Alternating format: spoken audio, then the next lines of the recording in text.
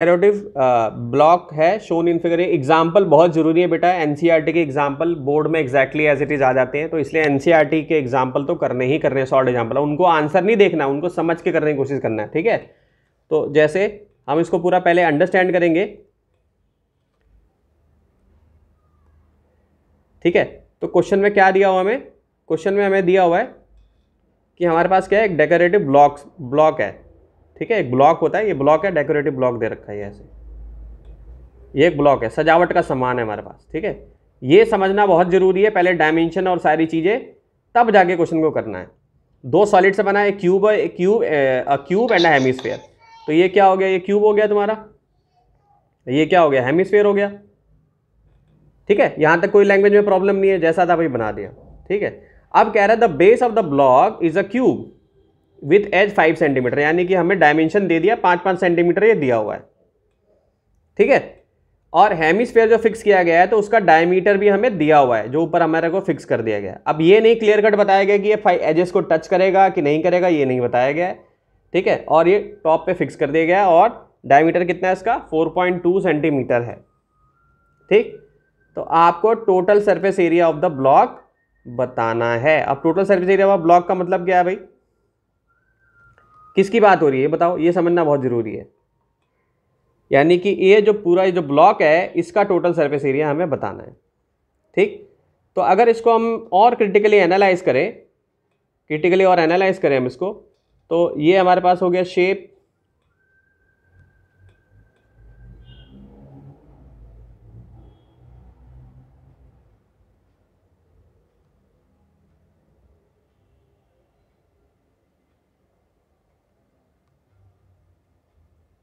ये ब्लॉक है। तो यानी कि एक तो ब्लॉक का हमें ये वाला एरिया चाहिए, क्योंकि हम यहाँ से लेके यहाँ तक इसको ऐसे टच कर सकते हैं, और ये सारा एरिया चाहिए, ये वाला हमें हटाना पड़ेगा क्योंकि ये हम टच नहीं कर सकते। समझ में आ रहा बच्चे, ये वाला एरिया हमें हटाना पड़ेगा जो है। तो सबसे पहला जो काम आपको ये करना है कि पहले तो आप क्यूब का पूरा एरिया निकाल लो। क्यूब का क्या होता है सरफेस एरिया, 6 इंटू साइड का स्क्वायर होता है, यही होता है, पहले पढ़ाया था मैंने, होता है ना, ये होता है कि नहीं होता, बताओ भाई कनक। Yes sir.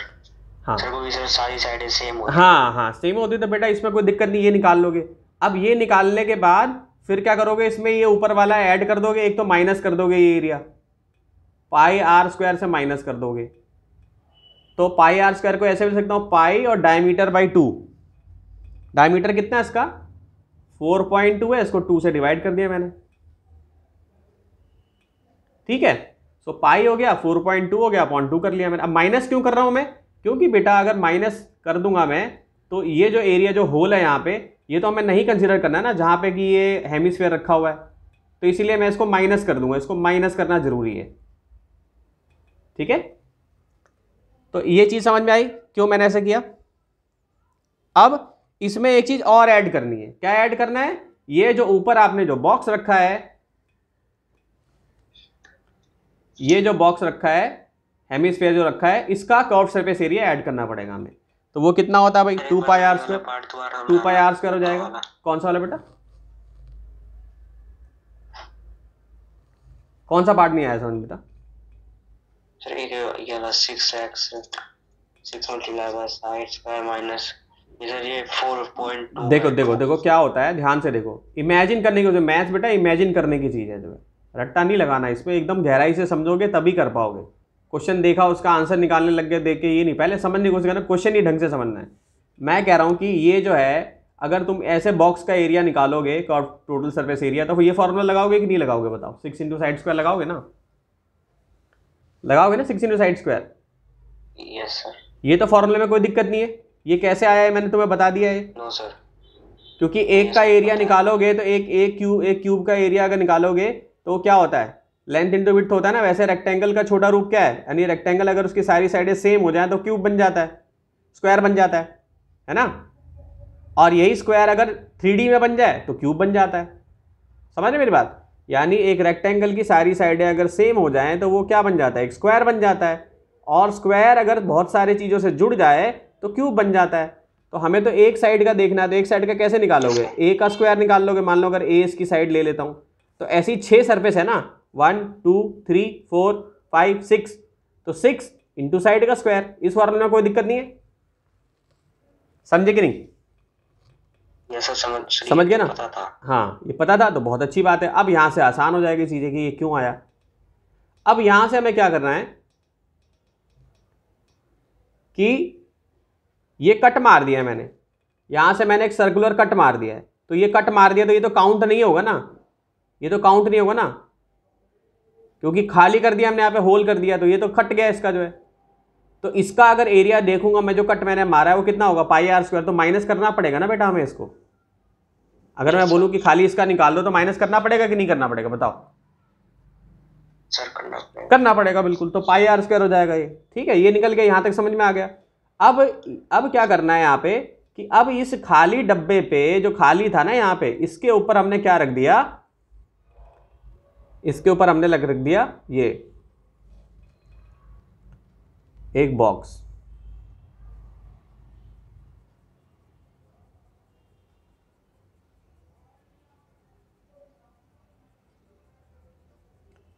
ठीक है, अब बॉक्स को ऊपर से टच कर सकते हो, ठीक है। तो पूरा अगर बॉक्स होता था स्फेयर की फॉर्म में तो 4 पाई आर स्क्वायर होता था। अगर आधा कटा हुआ बॉक्स होगा तो क्या होगा, 2 पाई आर स्क्वायर होगा। तो इसीलिए मैंने यहाँ पे क्या कर दिया है, 2 पाई आर स्क्वायर कर दिया, और यही सारी वैल्यू डालने पे क्वेश्चन सॉल्व हो जाएगा, यही पूरे बॉक्स का हो जाएगा। समझ गए, सरफेस एरिया पूरे बॉक्स का हो जाएगा ये। अब आया समझ में ये चीज मैंने कैसे लिखी, ये करना बहुत जरूरी है बेटा इस चैप्टर में। पहले आपको क्वेश्चन समझना है गहराई से कि क्या आ रहा है। अब कर पाओगे, फटाफट जल्दी से करके दिखाओ, सबको समझ में आ गया होगा। तो ये मैंने सॉल्व किया है, 6 इंटू साइड का स्क्वायर कर दिया, साइड हमारे पास 5 थी, और पाई आर स्क्वायर की जगह पे मैंने पाई ये 4.2 और ये बाई 2 कर दिया। क्यों ऐसा किया है मैंने, क्योंकि हमें यहाँ पे दिया हुआ है इसका जो डायमेंशन है वो 4.2 है डायमीटर, तो उसका आधा अगर कर दूंगा तो रेडियस निकल जाएगा, तो इसलिए मैंने 4.2/2 कर दिया है, ठीक। और यहाँ पे भी 2 रहेगा क्योंकि आर का स्क्वायर है, तो पाई आर स्क्वायर आ गए।